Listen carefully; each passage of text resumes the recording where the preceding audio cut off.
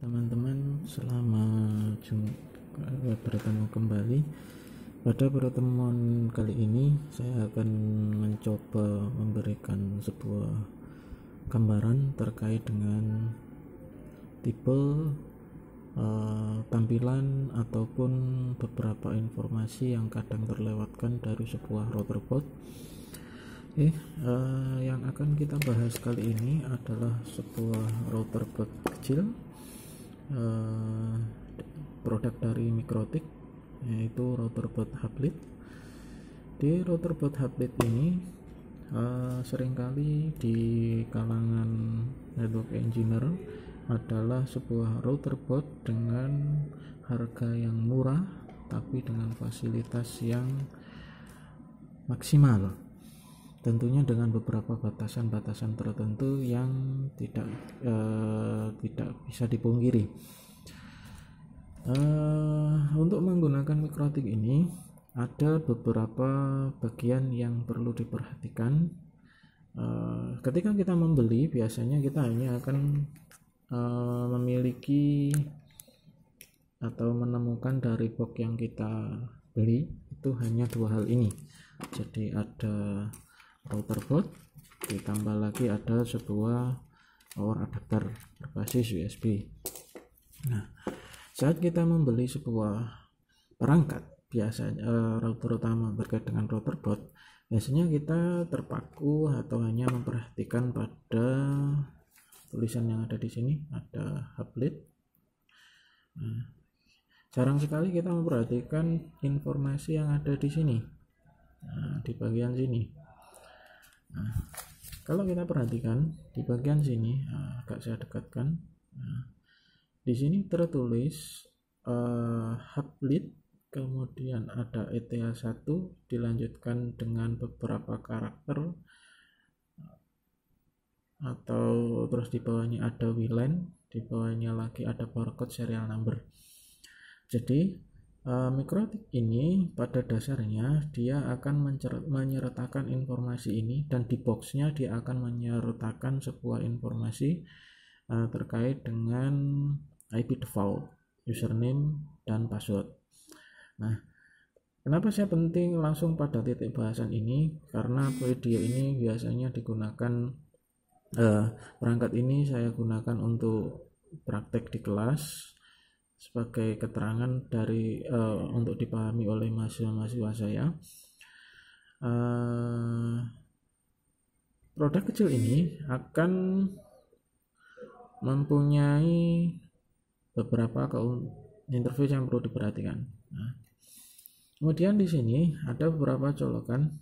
Nah, ada beberapa titik yang perlu diperhatikan. Di sini ada resource VPS, di paling kiri di sini ada power, kemudian di sini ada ICT atau singkatan daripada aktivitas, kemudian di sini ada indikator power. Di sini ada 4 colokan utama, yang di bagian bawah di sini ada keterangan, ada internet, ada LAN.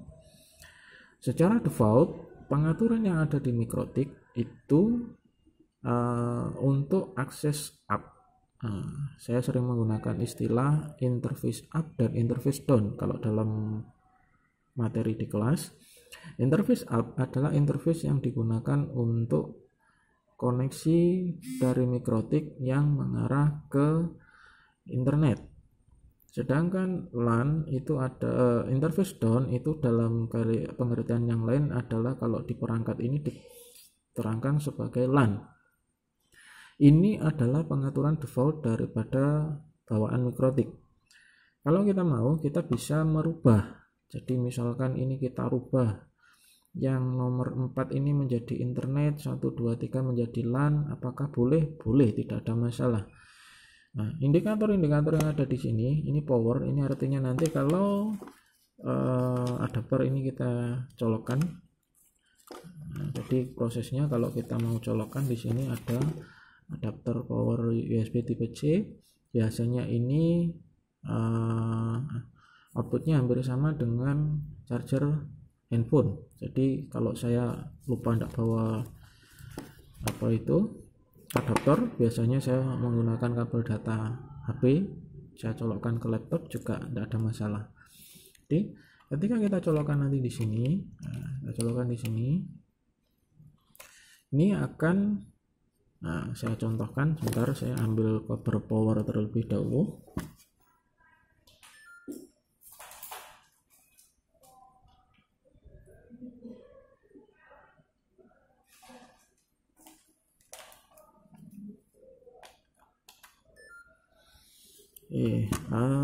Kalau ini akan kita colokkan, kita akan colokkan di sini, maka kan ada indikator yang dibaca oleh perangkat.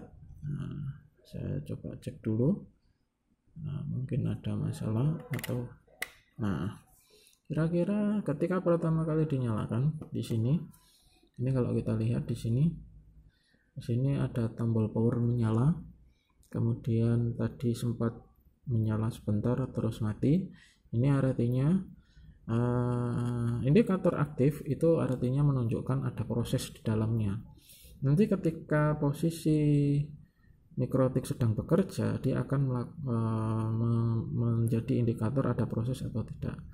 Kemudian tombol power di sini menunjukkan bahwa untuk power sudah berjalan normal, tidak ada masalah.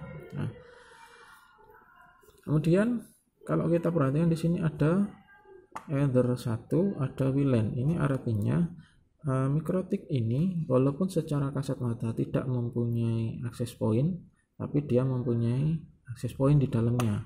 Ini dibuktikan di sini disebutkan MAC address daripada VLAN, daripada hublet ini. Nanti kita bisa cek pada saat konfigurasi apakah VLAN itu bisa digunakan atau tidak. Kenapa di sini yang dicantumkan hanya MAC address pada Ether 1, padahal portnya di sini ada jumlahnya 4? Karena secara default, sekali lagi kita perhatikan di sini, secara default hublet itu defaultnya internetnya ada pada Ether 1, maka di sini yang ditampilkan hanya Ether 1. Kenapa di produk-produk mikrotik, baik di boxnya ataupun di device-nya, itu ada keterangan untuk MAC address seperti ini? Karena mikrotik ini ketika dikonfigurasi bisa dengan menggunakan dua cara. Kalau tidak tahu IP-nya bisa menggunakan MAC address-nya. Tentunya dengan beberapa ketentuan yang ada. Perangkat ini layaknya sebuah komputer. Bahasa paling mudah saya sering mengatakan sebuah komputer. Kenapa? Ini bisa diinstal ulang, bisa di-upgrade, atau bahkan mungkin di-downgrade. Tidak ada masalah. Nanti pada video selanjutnya saya akan bahas bagaimana proses kita melakukan konfigurasi dasar menggunakan mikrotik ini. Oke, mungkin sementara sampai di sini. Sampai jumpa di pertemuan selanjutnya.